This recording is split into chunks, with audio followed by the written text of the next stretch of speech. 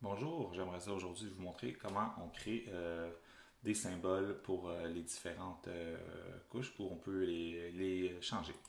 Donc j'ai trois couches ici, des polygones, des points et puis des lignes. Donc par exemple, si j'aimerais m'attarder à la couche des polygones, donc ici vous avez la possibilité de faire un symbole unique, comme que là c'est présentement, toutes les unités d'évaluation sont en vert, mais vous pourriez les changer et les catégoriser en fonction d'un champ.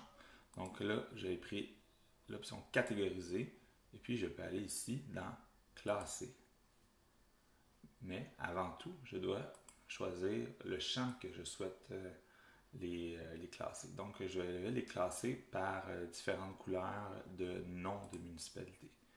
Donc j'ai choisi le nom de la municipalité. Donc, la palette de couleurs, ça va être random, donc ça va être n'importe quelle couleur qui va arriver. Et voilà, donc, et voilà. Mes unités d'évaluation sont maintenant classées de différentes couleurs. J'aurais pu utiliser une multitude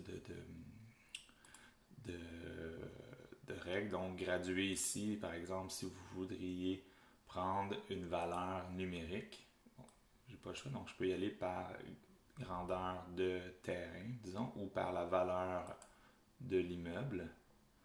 Et puis, donc, du moins cher au plus cher, on va voir qu'est-ce que ça va donner. Bon, ça ne fonctionne pas. Format de légende, je ne sais pas pourquoi, mais en tout cas, je vous laisse vous amuser avec ça. Donc, je vais retourner avec catégoriser. Je vais y aller par disons, l'utilisation générale du sol. Donc, je vais faire classer. Donc, ils vont être classés par utilisation du sol. Donc, 1000, c'est les logements, 1100, c'est les chalets. Donc, ici, bien sûr, je pourrais faire probablement des regroupements, fusionner les catégories. Je pourrais dire, par exemple, appeler logement. Et puis ici, de 4000 à 4800, fusionner les groupes. Et je pourrais dire rue, route. Puis rue, route, on pourrait même décider de le mettre. Ici, vous avez d'autres options de symboles. Donc le remplissage, je pourrais décider de le mettre en gris par exemple. Allons vers un beau gris-brun, comme ça.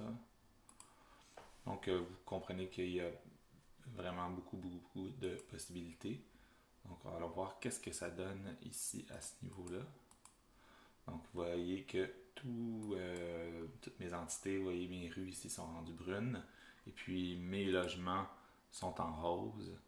Mais je pourrais encore une fois aller changer de couleur pour les mettre de manière plus visible. Donc je vais les mettre en rouge assez marqué.